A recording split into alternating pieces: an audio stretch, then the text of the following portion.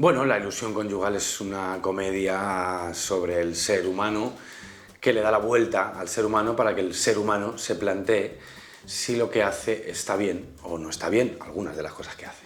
Antes de salir me junto con mis compañeros y buscamos un momento tranquilo para ponernos de acuerdo y juntar energías para lo que tenemos por delante. Pero sí tengo la manía de dejar la luz del camerino encendida.